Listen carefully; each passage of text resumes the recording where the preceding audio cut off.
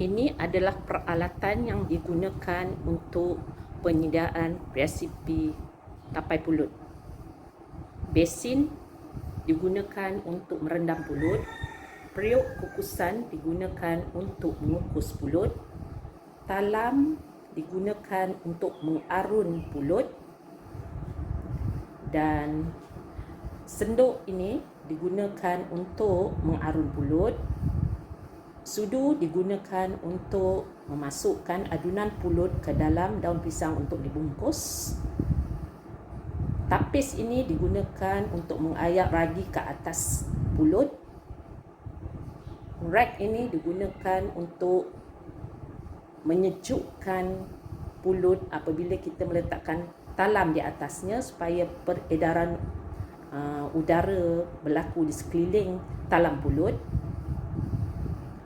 Lesung ini adalah untuk melumatkan ragi. Gunting ini digunakan untuk menyediakan daun pisang sebagai bungkusan. Stapler digunakan untuk membungkus tapai pulut. Bahan-bahan untuk membuat tapai pulut. Yang utamanya adalah pulut, iaitu glutinous rice, gula 2 sudu, 2 butir ragi. Yang di belakang jug tu adalah air untuk kita mengarun 400 ml, dan yang di hadapannya dalam measuring jug tu adalah air masak yang telah disejukkan, yang akan kita gunakan untuk membancuh gula nanti. Dan daun pisang dan juga bekas kecil plastik untuk membungkus tapai pulut nanti. Pulut dibasuh bersih sehingga airnya jernih. Selalunya saya basuh pulut ini sebanyak 4 kali. Kita toskan pulut sebelum kita kukus. Dan basuhkan. Kemudian jangan lupa buat lubang, beberapa lubang supaya uap kukus tu nanti naik ke atas dan pulut kita akan cepat masak. Buatlah berapa-berapa lubang pun boleh. Pulut dikukus 20 minit yang pertama. Sekarang kita akan membuat proses mengaduk atau mengarun pulut dengan air yang kita sediakan tadi 400 ml. 400 ml ya. Kita kacau supaya semuanya rata dengan air. Sebelum kita pergi ke proses mengukus pulut buat kali yang kedua, iaitu lagi 20 minit. Jadi untuk menyejukkannya,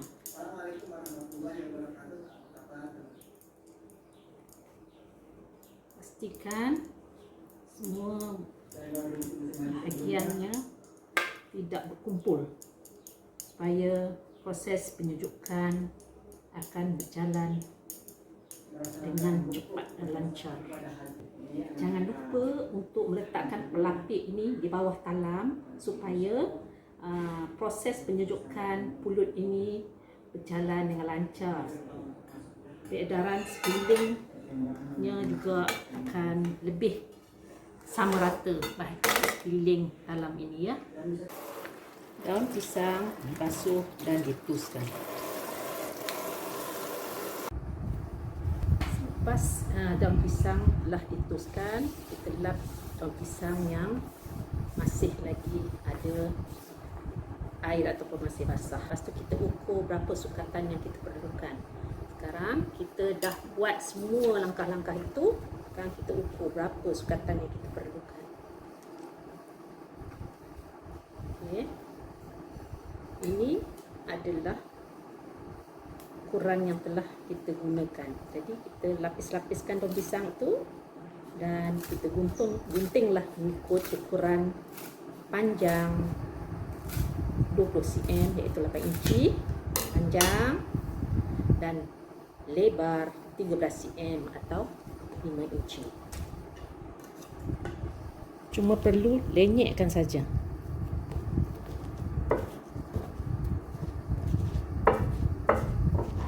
Sehingga lumat.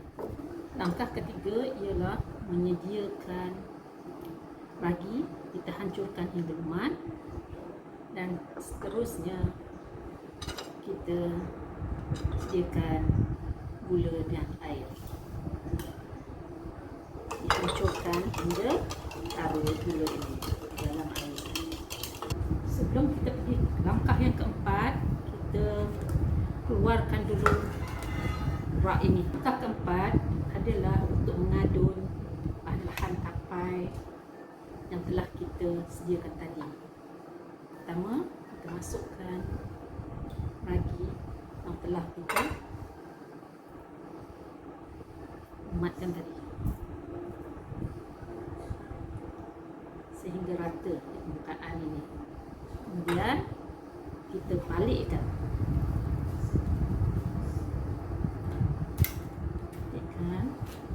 Supaya kita dapat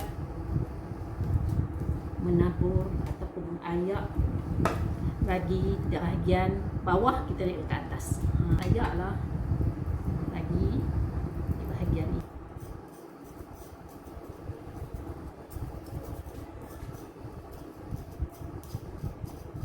Okey, setelah ragi diayak di atas pulut ini, kita akan masukkan pula air gula. Sebelum itu kita rata-ratakan dulu pulut ini dengan raginya. Rata-ratakan dulu. Okey.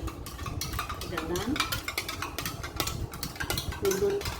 pulut kita ini, dan kita gaul rata sehingga sebati. Ambil daun pisang, pastikan bahagian atasnya warna kelabu, bahagian bawahnya cerah. Kemudian kita ambil 1 sudu pulut.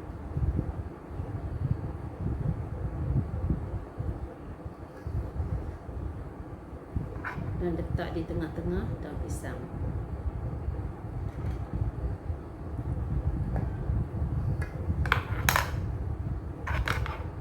Kemudian kita temukan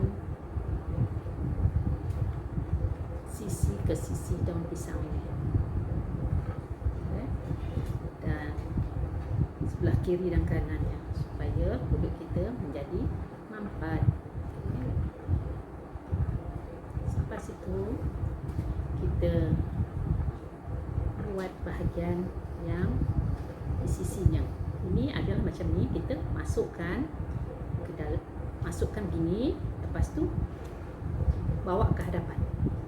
Bawa ke hadapan ya.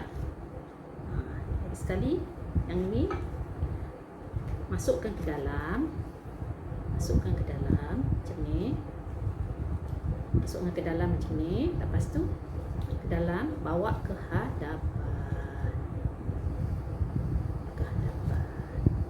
okey. Jadilah dah kita punya bungkusan tapai ni, okey. Lepas tu kita ketiplah dengan stapler.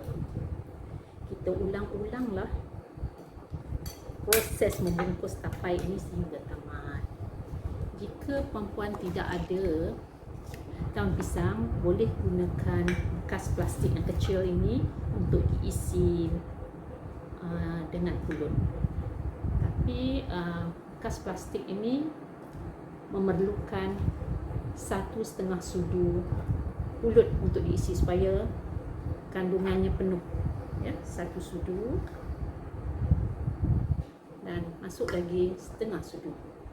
Padahal pulut kita ini macam melekit atau sticky, kita boleh rendamkan sudu kita dengan air. Tapi pastikan air ni adalah air yang telah masak sejuk. Lepas tu kita akan mampatkan pulut ini. selesai sudah kita membungkus pulut untuk dijadikan tapai pulut menggunakan plastik kecil ini. Inilah saja hasil tapai pulut yang telah kita bungkus. Proses pemerapan tapai memerlukan keadaan yang gelap, jadi kita terpaksalah membungkus bekas yang mana kita menyimpan tapai ini untuk proses pemerapan. Kita balut dengan kain dulu.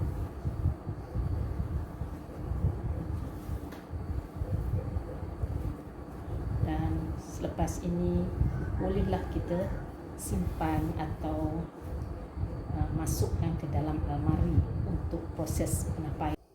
Ini adalah hasil tapai pulut yang telah kita peram selama 72 jam. Tapai pulut ini mempunyai bau dan rasa yang manis serta berair. Selalunya tapai dihidangkan dalam majlis-majlis tertentu seperti pada hari-hari perayaan seperti Hari Raya Haji, Hari Raya Puasa, Hari Kawai, dan juga di majlis perkahwinan atau kenduri kendara. Saya mohon untuk subscribe dan like. Sehingga bertemu di lain video. Saya ucapkan terima kasih kerana menonton video ini.